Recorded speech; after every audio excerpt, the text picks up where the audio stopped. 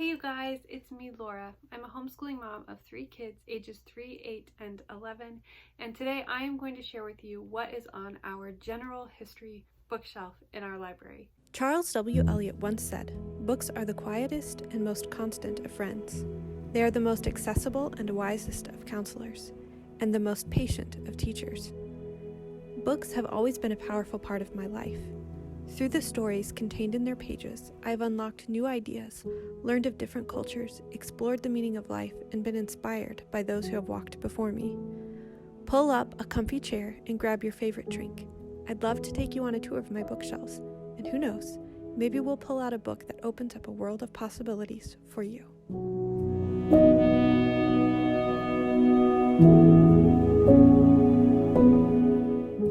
So I've tried to break this up into a few different sections to make it easier for you to find what you're looking for. So I am going to start with your more encyclopedia type books.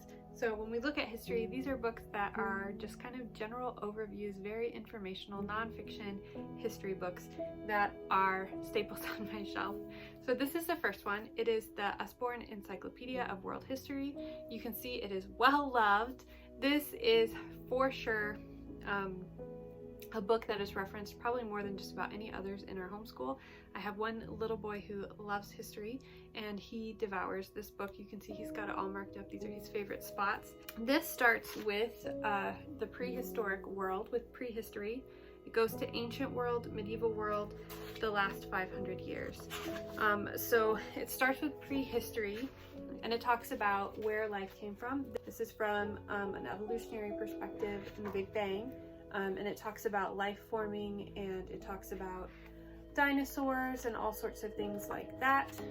Now, one thing that I really enjoy about this book is that it doesn't just look at history from one perspective. It kind of tries to show you generally what's happening in one place, and then it will cycle around and show you what's happening in other places of the world at the same time. So each page, you'll have your title, and there's a timeline here on the bottom that always runs through the book to give you a perspective of where things are at, and just about every page has a map so that again you know where you're at in the world for history. And then each page will also have a summary of the important dates and things going on during that time period. So all of these are just short little pieces of information that go on a certain topic. There's also a heading up here that is done by time period as well. So with a lot of these pictures, if there's a star beside them, like this one right here, this is an image that you can download from the internet and use for a project or use for whatever you might want. And there's also internet links for these. So if you go online to the Usborne Quick Links page, which my kids love the quick links, you can open to the page that you're on, the First Farmers, and there will be not only the pictures that you can download, but there will be videos you can watch and online activities you can do, articles you can read, all sorts of stuff like that. So because of that, this book is definitely a mainstay. If you wanted to use this for your history textbook as kind of a spine and then build off with the quick links and with other activities, you could totally do that. At the very back of the book, it has more of a condensed chart that is very basic, but it kind of gives you, it's a few pages, but it kind of gives you a more general overview of what's happening where in the Americas and Europe, South Asia, all the different places, so that you can just kind of see. Sometimes we think of history as separate, so we'll think of the history of for example, Asia, or the history of Europe, or the history of the Americas, but we sometimes fail to realize that there was history going on in Asia at the same time as Europe and as all of these things. And so I feel like this kind of helps to draw that together. But my next book does that even better, and this is why I love this book. This is also from Usborne. It's the Timeline of World History. So this is a much smaller book, but it is just a big timeline. It's like what was in the back of the book, but it is for all of history, and it's way, way, way, way, way more inclusive as far as what's in here. So, for example, this is the Middle Ages between 900 and 999. It tells you what's happening in Southern and Western Europe, what's happening in Northern and Eastern Europe, Africa and the Middle East, Asia, and the Americas. So what's in these columns actually changes, but it does try to link it all and give you a picture. And it's very, very brief. It's a timeline, bullet points of what happened. So for example, in Asia in 900, the Martyrdom dynasty is established in Java, Indonesia. Collapse of the Tang dynasty in China is followed by the epic of 5 dynasties. China is divided by civil wars. 916. Khitan Kingdom is founded in Mongolia. So it's not like a riveting read. This is definitely a resource material, but I really enjoy how it pulls everything together. This is something that we'll pull off of the shelf when we're learning about a time period, just so that we can get a feel for what's happening in the whole world at the time that we're studying, in the place that we're studying, the event that we're studying. So this is another really good one. So the next category that I'm going to share with you is us in relation to history. Now, I have chosen to put some family tree and family ancestry books in my geography section, and I've also chosen to put a few in our general history section. I just really want my kids to understand that they're part of history, we're part of history, our ancestors are part of history, we have a history, and I want them to kind of see that in relation to the idea of history. So I have included a couple books that I keep in this section. The first one is Me and My Family Tree, and I don't know if you're familiar with the book Me on the Map. This is from the same series, and it's a very similar approach, and it's really just an introduction to a family tree and how that works, and that we're all part of a family tree. And throughout the book, the character goes through and builds out all the people on her tree, or his tree, I think. Kind of fits them all in. So me, Alan, Jeff, and it just kind of is a really, really great introduction of the idea of a family tree. So I put that one in there because these books in the series are really great. This book is called Florence and Her Fantastic Family Tree, and I really wanted to include this one in our library. It's about a little girl named Florence who has an assignment for her schoolwork to create a family tree. That's not as easy as it sounds for Florence. She has step-parents, she has half-siblings, she has step-siblings, she's got all these things mixed up in her family tree, and it isn't as simple as it seems. So this book really explores what a family tree might look like for someone who doesn't just have a mom and a dad and siblings, who might have divorce in the mix, who might have lost a parent, who might have step-parents or half-siblings or all this kind of stuff. And I think it's just good to explore with kids that not all families are exactly the same, and they're still families, and we can still feel loved and be very much in the middle of our big family tree. So that is what Florence learns in this book. The next section that we're going to look at is just kind of time periods in history, or ways to explore history that might be a little different, but these books don't just focus on one time period in history. They kind of cover several things. So we have this one, which is Digging Up History. This is an Usborne beginner's book. These are super good for younger kids because there's not a ton of information, and they're great for kids who are reading, but they can learn a whole lot. And this one is just about archaeology and how archaeologists learn about and discover history. And it's just a really, really great introduction really to history, to what is history? How do we learn about history? Where does history come from? Like, what are these artifacts? What are these things? So I really like having this book on our shelves. This is a classic that we've had on our shelves for a very long time. It is one that has been read again and again. I'm not sure if it's still in print. The illustrations are definitely a little bit dated, but my kids still really enjoy these books.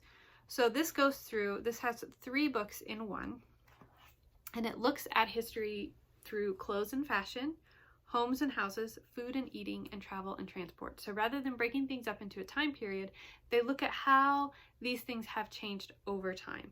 The pages are really packed full of little pieces of information and ideas. There's little boxes with activities and crafts and things that you can do all throughout. But this is just kind of a fun way to look at history. This one's really good for younger kids because it makes history accessible. Kids understand about clothes, they understand about transportation, they understand about houses, they understand about these things, so they can kind of connect themselves to history that may not seem as accessible otherwise. So this one's a really great one. In that same vein, we also have this Living Long Ago from Usborne. This one is the same idea, but it's a lift the flap. It takes a modern time city where you can lift the flap and kind of see what's going on there, and it travels, it has got fold out pages and stuff too, but it takes this city to farther and farther away in history. So instead of starting far away in history, it starts where we are, and it follows what this city would look like as history goes earlier and earlier and earlier times back into to this. So this is another good one that the kids really enjoy. Any Lift the Flap books are always big hits in our house. This is one that I found quite a while ago. I don't know if it's still in print, but one of my children went through a phase where he was very interested in digging and archaeology. So I got this book for him called Archaeology Detectives. And it takes some famous archaeological sites from all the way from the Ice Age paintings at Altamara all the way up to the Titanic and everything in between. And so for each one, well, it starts out by explaining a little bit of what archaeology is, but then for each one it has an opening page that kind of shows the site a little bit, shows you where it is in the world, and gives just a very brief, like, one sentence definition. And then it takes several pages where it breaks up the archaeological dig, it explains what they're finding, it kind of tells a little bit more about it, and it goes into pretty good depth.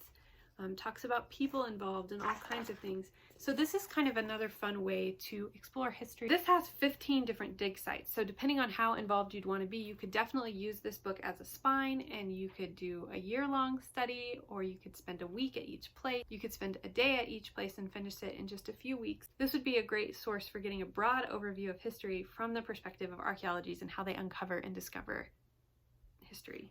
This is another classic book in our collection. This was another one from Usborne, and it's Time Traveler. This one combines a few books that Usborne had at one point. It's got Knights and Castles, Viking Raiders, Rome and Romans, Pharaohs and Pyramids, and an index. And it's all told through a story. So the idea is the main character gets a time traveling helmet. And so he goes back in time and visits a family from each one of these time periods.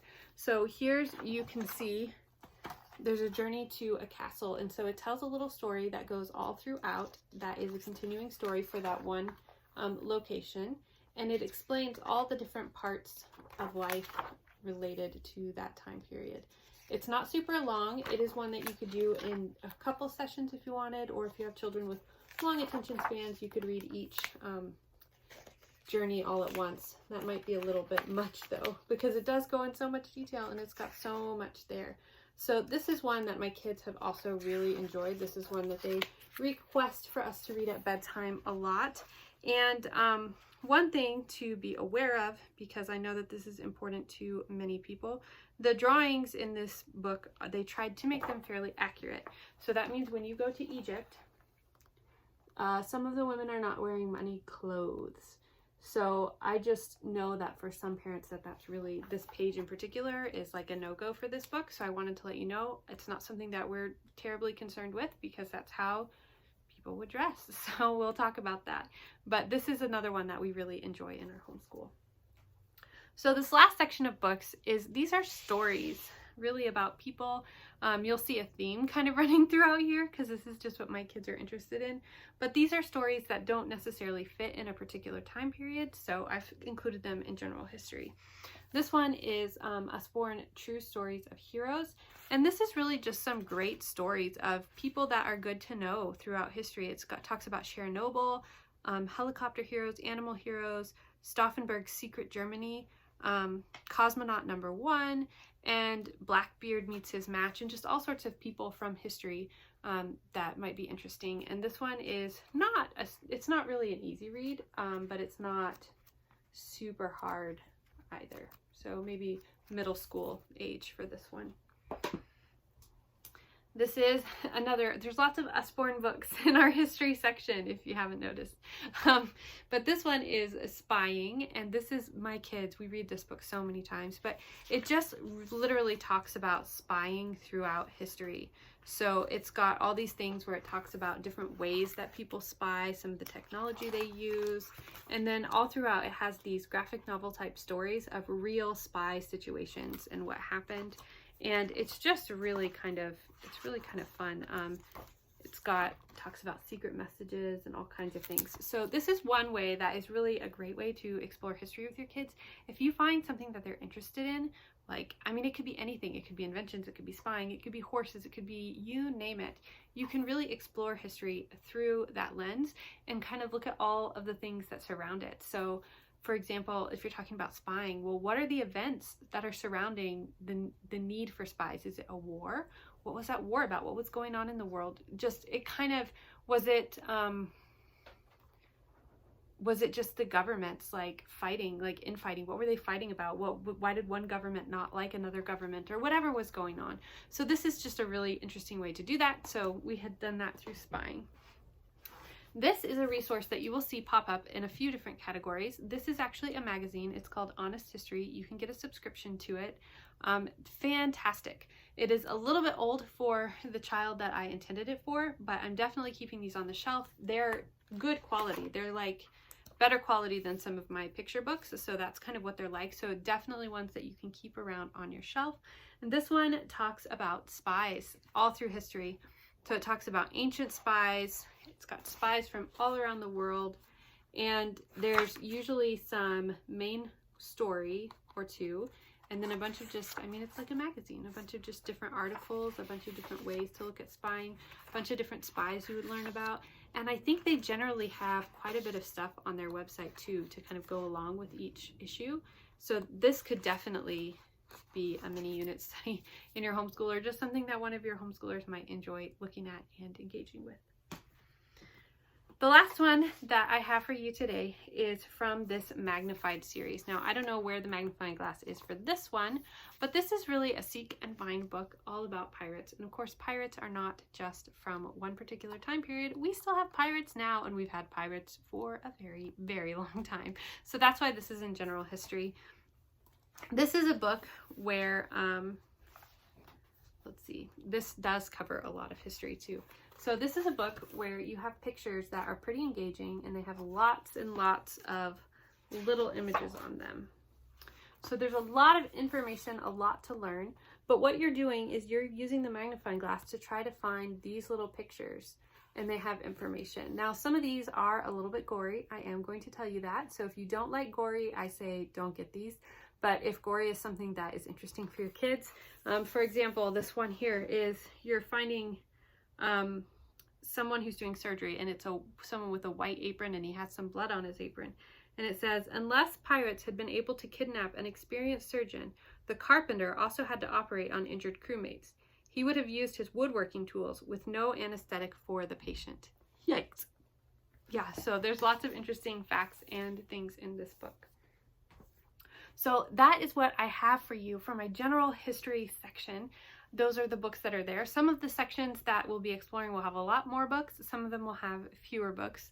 But this is kind of it's really mostly nonfiction here. There's not a lot of stories because the stories tend to fit in a particular time period. But this is what we use to kind of ground ourselves whenever we're studying history. We can come back to these books and see how things all tie together and connect in. So I would love to hear what some of your favorite general history books are. I'd also like to know which one of these look the most interesting to you. And I'm looking forward to sharing with you more of what's on my bookshelf. Next, I think we will be starting to look at some of the ancient world. I hope that you guys are having a great day, and I'll talk to you later. Bye.